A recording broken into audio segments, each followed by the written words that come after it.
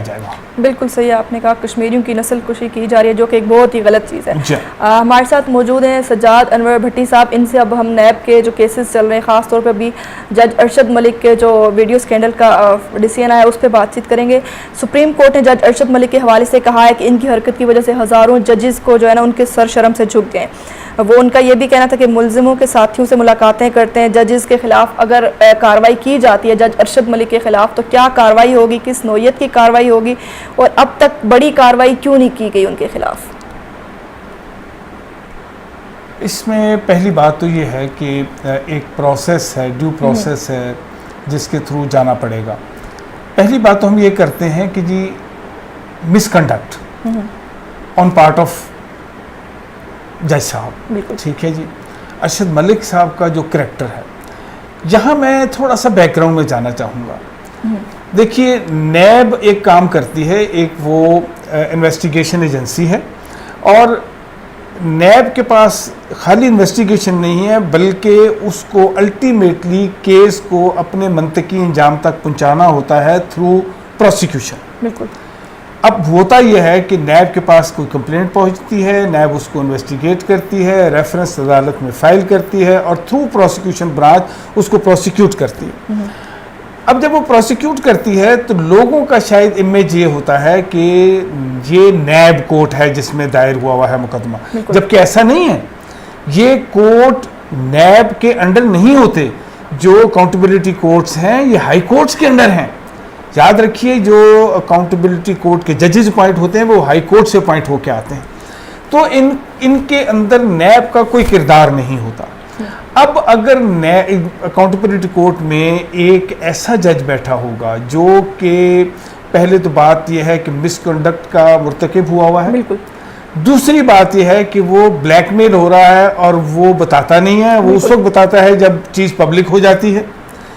तो जब वो ब्लैकमेल हो रहा है तो आप ये देखिए कि नैब का प्रोसिक्यूटर जो अपना पूरा जोर लगा रहा है, एक पॉइंट को हाईलाइट कर रहा है कि भाई बाबा इन लोगों ने करप्शन की हुई है, तो जब वो बंदा जो कि अपनी जात को बचा रहा होगा पहले कि वो ब्लैकमेल हो रहा है, लिहाजा वो केस को किसी और नजरिए से देख रहा होगा, उसके ऊपर अपने प्रेशर इतने ज्यादा होंगे कि वो केस को कैसे देखेगा। तो मैं ये समझता हूँ कि नैब शायद, ये तो एक केस सामने आया है, तो अब आपको हमें पता नहीं चल सका कि हो सकता है कि कितने ऐसे केसेस हों जहां जजेस के ऊपर बड़े लोगों ने प्रेशर डाला हो। कई तरीकों से डाल सकते हैं, पैसे हैं, यानी एक तो आप किसी को लेवर इन कर सकते हैं, ठीक है जी, और दूसरे आप अपने इन्फ्लुएंस की वजह से उनके ऊपर प्रेशर डाल सकते हैं। तो ये मेरा ख्याल है कि इसके ऊपर एक कोई लेजिस्लेशन भी होनी चाहिए गवर्नमेंट की तरफ से कि ऐसे जजेस को जो लोअर कोर्ट्स के हैं उनको प्रोटेक्शन दी जाए, ताकि, और दूसरी बात यह है कि उनकी अपॉइंटमेंट इस स्क्रूटनी से होनी चाहिए कि क्या वो किसी किस्म के स्कैंडल्स में या किसी किस्म की इमोरल एक्टिविटीज़ में या मिसकंडक्ट में इन्वॉल्व तो नहीं है। अब क्योंकि अगर ये जज साहब इन्वॉल्व थे तो इनका इफ़ेक्ट डेफिनेटली खाली वो वाले केसेस के ऊपर नहीं, बल्कि उंगली जो है वो आ जाएगी उस तरफ भी कि बाकी केसेस के ऊपर इनका किरदार क्या था।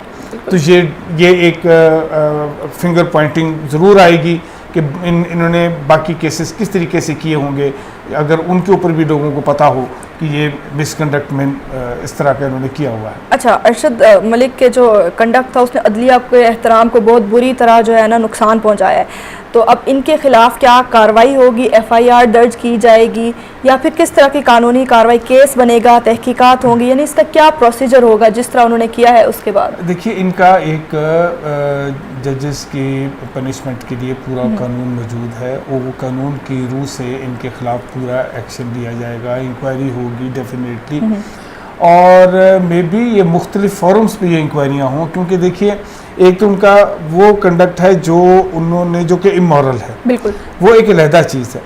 उसका इफ़ेक्ट अगर उसमें पैसे लेना, ब्राइबरी वाला इफ़ेक्ट अगर है, या मुल्ज़िमान से जाके मिलना, उनसे बातचीत करना, तो ये डिफरेंट एस्पेक्ट्स आएंगे जो कि लॉ की डिफरेंट शकों के अंदर उनको डील किया जाएगा। क्योंकि देखिए, इवन नैब लॉ भी ये कहता है कि अगर आप किसी तरीके से इंसाफ के अंदर हिंड्रेंस पैदा करते हैं तो आप तब भी अकाउंटेबिलिटी लॉ के मुजरिम हो जाते हैं और उसकी सजा भी अलग है। और ये हुए हैं क्योंकि अगर इनकी वजह से कोई फैसला गलत हुआ है, यानी देखिए ना, अगर ये ब्लैकमेल हुए हैं और ब्लैकमेलिंग में कोई उन्होंने गलत फैसला दिया है तो इसका मतलब ये है कि ये अकाउंटेबिलिटी लॉ के यानी नेशनल अकाउंटेबिलिटी ऑर्डिनेंस के अंदर जितना कानून है उसके भी मुजरिम है। तो उसके अलावा मिसकंडक्ट, जजेस मिसकंडक्ट का जो है वो एक अलहदा है, उसके अंदर भी ये मुजरिम है। और फिर अलहदा आपके जो क्रिमिनल लॉज हैं उसके अंदर भी ये अच्छा, वैसे एक चीज़ मुझे यहाँ पे बताइएगा कि जज के खिलाफ तहकीकात क्या पुलिस कर सकती है वैसे, या फिर कोई फोरम्स होते हैं जिसपे मतलब तहकीकात की जाती हैं और पूरा प्रोसेस किया जाता है? देखिए, इसमें एक प्रॉब्लम है कि जब NAO बना, नेशनल अकाउंटेबिलिटी ऑर्डिनेंस, तो उसमें जो सुपीरियर जुडिशरी थी उसको और पाकिस्तान आर्मी के वो ऑफिसर जो कि यूनिफॉर्म में सर्व कर रहे हैं उनको उसमें से निकाल दिया गया था। और उसकी बड़ी जेन्युइन रीज़न दी गई थी कि इनका एक अपना सिस्टम है जिसके अंदर उनकी अकाउंटेबिलिटी होती है, यानी आर्मी की भी अपनी अकाउंटेबिलिटी है और सुपीरियर जुडिशरी की भी है। लेकिन सुपीरियर जुडिशरी से नीचे जो लोग हैं उसके मुतल्लिक नहीं कहा गया, लिहाजा वो अकाउंटेबिलिटी ऑर्डिनेंस जो है नेशनल अकाउंटेबिलिटी ऑर्डिनेंस उसके अंडर भी आ सकते हैं। यानी सुपीरियर जुडिशरी, अगर आपको इल्म हो, high court and supreme court, तो ये तो दोनों अकाउंटेबिलिटी लॉ के अंडर नहीं आते। लेकिन बाकी जजेस जो हैं उनके खिलाफ बिल्कुल आपका कानून मौजूद है, आप प्रोसीड कर सकते हैं, उनके खिलाफ FIR भी कट सकती है अगर वो किसी भी ऐसे जुर्म के मुर्तकिब हुए हैं जो पाकिस्तान के किसी भी लॉ के अंडर आता है, तो वो उनके खिलाफ एक्शन लिया जा सकता है। अच्छा, जो शख्स अगर ब्लैकमेल हो सकता है वो कैसे जज के ओहदे पे फाइज रह सकता है? जस्टिस आसिफ सईद खोसा ने जो डिसीजन लिया, क्या हम उसका एक रक्स निकाल सकते हैं? देखिए, बात तो बड़ी सही उन्होंने की है कि जो शख्स ब्लैकमेल हो रहा है, ये देखिए ना, बात बड़ी सिंपल है। क्या अब इसमें बहुत सारे एस्पेक्ट्स हैं, क्या वो उस पूरी साजिश का हिस्सा थे जज साहब?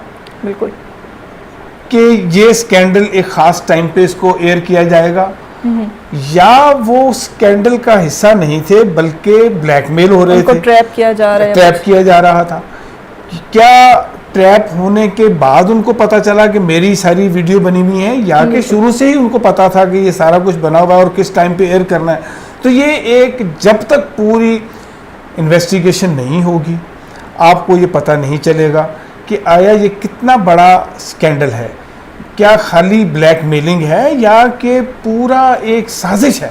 देखिए, अगर साजिश है, मैं एक मिसाल आपको देता हूँ। अगर ये जज साहब को पता था और बहुत बड़े अमाउंट के इवज इन्होंने इस स्कैंडल का हिस्सा बनना गवारा कर लिया कि जी ठीक है, मुझे इतने करोड़ दे दीजिए और मेरे ऊपर कीचड़ उछालिए और मुझे आप डाउटफुल करार दे दीजिए, तो मेरे डाउटफुल होने से अगर ये केस उड़ गया तो आपकी चांदी हो जाएगी। बिल्कुल ठीक है जी। तो अगर तो ये साजिश का हिस्सा थे तो फिर देखिए कि क्या इफेक्ट आएगा टोटल केसेस के ऊपर। और अगर ये साजिश का हिस्सा नहीं थे और इनको ट्रैप किया जा रहा था, या ट्रैप हुए थे, या ब्लैकमेल हो रहे थे, लेकिन वो जो वीडियोस जो इनके मुतालिक मशहूर हो रही हैं वो इनके अकाउंटेबिलिटी जज बनने से पहले की हैं। अब हमारे यहाँ क्या ऐसा प्रोसीजर जजेस की अपॉइंटमेंट का प्रोसीजर में होना चाहिए कि उनके करैक्टर को देखा जाए कि वो किसी किस्म की इन्वॉल्वमेंट में तो नहीं है, कोई उनका immoral activities as well as उनका करैक्टर इस चीज़ों के मुतालिक भी कि कहीं वो पैसे लेने वालों में या रिश्वत लेने में इन्वॉल्व तो नहीं है। लेकिन ये चीज़ें तभी देखी जा सकती हैं कि जब एक सिस्टम के थ्रू ये अपॉइंट हों और वो बड़ा सिस्टमेटिक हो, उसके अंदर सारी चीज़ें हों, कोई एजेंसीज इन्वॉल्व हों जो इनकी रिपोर्ट दे सकें। एक ज़माना था जब लोगों को इस तरीके से किया जाता था, लेकिन शायद बहुत सारे लोगों ने इसके ऊपर ऑब्जेक्शन किया था, तो ये चीज़ें ख़त्म हो गई थी। लेकिन आज मेरा ख्याल इस चीज़ की ज़रूरत है कि जज जो भी किसी लेवल के ऊपर जो पॉइंट होता है उसको प्रोटेक्शन दी जाए इस तरीके से कि वो ना तो ट्रैप हो और ना ही वो किसी किस्म के मिसकंडक्ट में इन्वॉल्व हो सके। अच्छा, मुझे ये बताएं कि मरियम नवाज़ को जिस शख्स ने ये मशवरा दिया कि प्रेस कॉन्फ्रेंस में वो जज अरशद मलिक की वीडियो को पेश करें, तो आपको क्या लगता है उस शख्स ने मरियम नवाज़ से दोस्ती निभाई है या दुश्मनी? देखिए, जिस शख्स ने वो, अब देखिए ना, किसी ने वीडियो बनाई तो उसने वीडियो इसलिए तो नहीं बनाई होगी कि जी वो वीडियो बना के तो बस शौकिया वो शादी की तस्वीर बना ली उसने। बिल्कुल। उसने राइट टाइम पे उसको कैश करने के लिए ये काम किया होगा, और वो कैश करना यही था। उसने एक ऐसी अपोजिट पार्टी को वो प्रोवाइड की, और उसके एवज उसने, लाजमी बात है, कुछ, मैंने कहा ना आपको कि इस स्कैंडल को जब आप खोलते चले जाएंगे तो आपको पता चलेगा कि क्या ये एक साजिश थी। अब देखना ये है, क्या ये वीडियोस जेन्युइन थी, पहली बात। अगर ये जेन्युइन थी तो पहली तो ये हो गया कि जी वो जो डॉक्टर जज साहब हैं वो मिसकंडक्ट के मुर्तकिब हुए हैं। दूसरी बात ये आ जाती है कि क्या मुल्जिमान ने जज को इंड्यूस करने की कोशिश की है, क्या उसको इन्फ्लुएंस करने की कोशिश की है थ्रू दीज केसेस, तो वो मुल्जिम इस जुर्म के मुर्तकिब भी पाए जाएंगे कि उनका केस तो एक अदालत में चल रहा था। जब आप इंड्यूस करते हैं किसी जज को, एक इंसाफ के जो तरीक़ाकार है उसमें हिंड्रेंस बनते हैं आप, तो आप जुर्म के मुर्तकिब हो जाते हैं, तो वो भी बराबर की मुजरिम करार पाएंगी। लेकिन जो जिस शख्स ने प्रोवाइड की है, डेफिनेटली जिसने बनाई है, वो भी एक क्राइम है, किसी की वीडियो बनाना छुप के, और वो डेफिनेटली FIA उसके पीछे भी मेरा ख्याल है कार्रवाई कर रही है। ऑलरेडी हमारे इल्म में है कि उनके खिलाफ कार्रवाई हो रही है कि जो भी उन्होंने ये वीडियो बनाई। लेकिन बनाने वाले ने, लाज़मी बात है, कैश की होगी, पैसे लिए होंगे, एडवांटेज लिया होगा उस वीडियो का जो उन्होंने प्रोवाइड की होगी बीबी मरियम को। अच्छा, इस वीडियो को अगर दुरुस्त साबित करने की बात की जाए तो रिकॉर्डिंग करने वाले शख्स को भी अदालत में पेश होना पड़ेगा, ओरिजिनल वीडियो भी लानी पड़ेगी और ओरिजिनल डिवाइस भी जिससे वो रिकॉर्ड किया गया, और उस टाइम जो शख्स वहाँ पे नासिर भट्ट जो मौजूद थे उनको भी अदालत में पेश होना पड़ेगा, जो कि अभी बैरून मुल्क हैं। तो आपको क्या लगता है कितने कोई चांसेस हैं कि शरीफ ख़ानदान को इस सब की वजह से कोई रिलीफ मिल सकता है? रिलीफ तो मिलना बड़ी दूर की बात है। मुझे लगता ही है कि वो उल्टा और फंसेंगे, क्योंकि जज साहब ने तो ये खुद कहा है कि उनकी मुलाकातें हुई हैं अपोजिट पार्टी से, यानी मुल्जिमान से उनकी मुलाकातें हुई हैं। तो मुलाकातें होना खुद इस चीज़ की गमाजी है कि वो लोग जज को इन्वॉल्व कर रहे थे या जज को इंड्यूस कर रहे थे। एक बात। दूसरी बात यह है कि वीडियो चाहे करेक्ट थी या ख़राब थी, उन्होंने उसको जब एयर किया है तो वो उसके साथ पार्टी बन गए हैं, उस शख्स के साथ जिसने वो वीडियो, गलत वीडियो बनाई थी। तीसरी बात यह है कि ये सारा करने का मकसद उनका जज को मेलाइन करना था कि अपने केस के लिए उसके ऊपर इफेक्ट डालना था। अब अगर ये वीडियो सच साबित हो भी जाती है तो मैं नहीं समझता कि जी केस का उनको कोई रिलीफ मिलेगा, बल्कि शायद केस बेहतर तरीके से डिसाइड हो जाए, और जहां उसमें कोई उनको पहले से वीक जजमेंट आई हुई थी वो और स्ट्रॉन्ग जजमेंट हो जाए। क्योंकि सबको पता है कि वो जो केसेस थे, एक चीज़ जहन में रखिए, मैं बड़ी इंपॉर्टेंट बात किया करता हूँ, नैब के जो चेयरमैन हैं वो एक साबिक जज हैं जो कि चीफ जस्टिस का ओहदा भी कुछ अरसे के लिए रख चुके हैं। जब वो एक केस तैयार होता है नैब के अंदर और वो रेफरेंस फाइल होता है तो उनकी साइन के बगैर नहीं होता, यानी ग्रेड 20 एंड अबव जितने भी केसेस हैं उनके रेफरेंस चेयरमैन खुद साइन करते हैं। इसका मतलब है कि उसको पढ़ते हैं वो। अब एक जज जब एक मुकदमे को पढ़ता है तो वो कभी भी उसको अदालत में नहीं भेजेगा अगर उसके अंदर उसको वीकनेसेस का एहसास होगा। बिल्कुल। इसका मतलब ये है कि जस्टिस जावेद इकबाल साहब ने जो मुल्जिमान के ख़िलाफ़ रेफरेंसेस फ़ाइल किए हैं, जितने भी फ़ाइल किए हैं, वो उन्होंने इस श्योरिटी पे किए होंगे कि अगर मैं जज होता बिल्कुल तो मैं क्या फ़ैसला करता। जी। तो इसका मतलब ये है कि ये जो केसेस थे जिसके अंदर अरशद मलिक साहब ने एक केस में छूट दे दी थी उनको और एक केस में कन्विक्ट किया था, तो मैं समझता हूँ कि अगर ये अरशद मलिक साहब का केस हुआ ऐसा कि जी ये वीडियो सच थी और ये साहब ने रिलीफ दिया है पहले उनको, तो हो सकता, क्योंकि इन्होंने ये भी बात आई है कि इन्होंने उनको शर्त ये रखी गई थी कि आप उनको गाइड करें कि क्या लूप होल है केस के अंदर जिसके ऊपर वो अपील कर सकें आगे हाई कोर्ट के अंदर।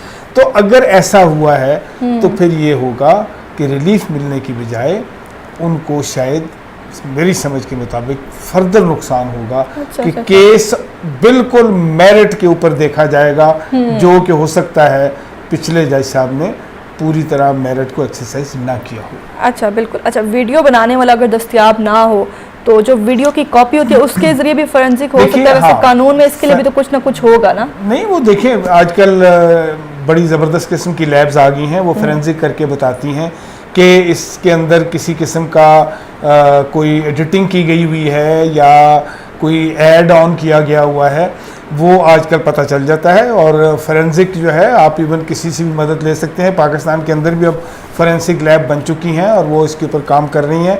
इवन मेरे इल्म में ये भी है कि नैब के अंदर भी एक फोरेंसिक लैब जो है ऑस्ट्रेलिया की मदद से भेजी लग चुकी है और उसके अंदर भी कंप्यूटर्स का रिकॉर्ड, उनकी हार्ड डिस्क का रिकॉर्ड, इवन जो आपके मोबाइल टेलीफोन है इनका रिकॉर्ड जो है उसको पूरा एक्सट्रैक्ट किया जा सकता है। और इवन 200 टाइम्स जो राइटिंग आई हुई है वो नीचे से निकाल ली जा सकती है।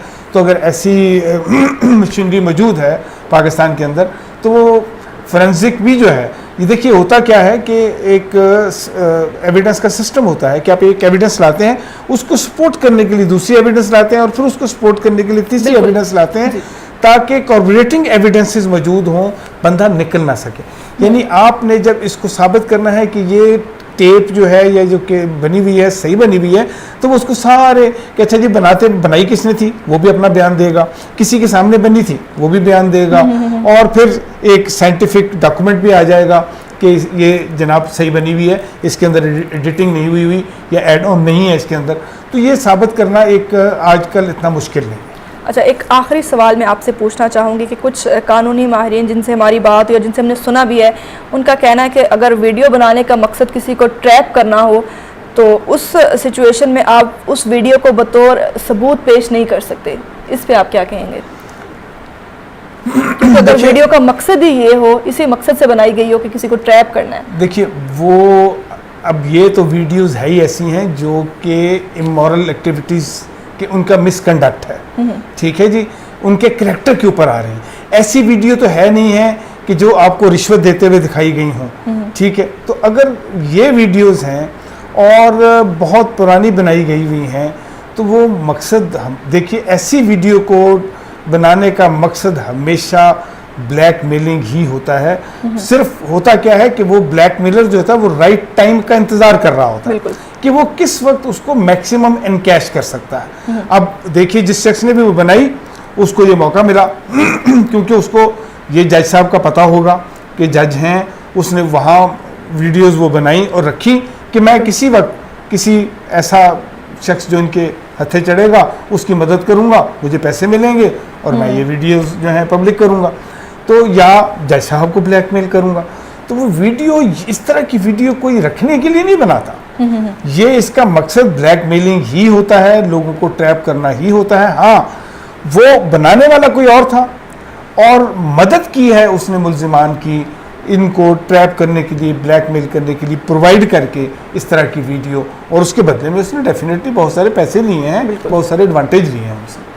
बहुत शुक्रिया सर आपका। सजाद अनवर भट्टी साहब हमारे साथ मौजूद थे। मेरा ख्याल आप नाम थोड़ा सा गलत कर गए, शहजाद बहुत शुक्रिया, आप हमारे साथ मौजूद थे शहजाद अनवर भट्टी साहब, और इन्होंने ख़ास तौर पे जो जज अरशद मलिक का वीडियो स्कैंडल केस चला था जिसका डिसीजन आया उसके हवाले से बहुत सी कानूनी पेचीदगियों से पर्दा उठाया और हमें उस बारे में बहुत सी मालूमात दी।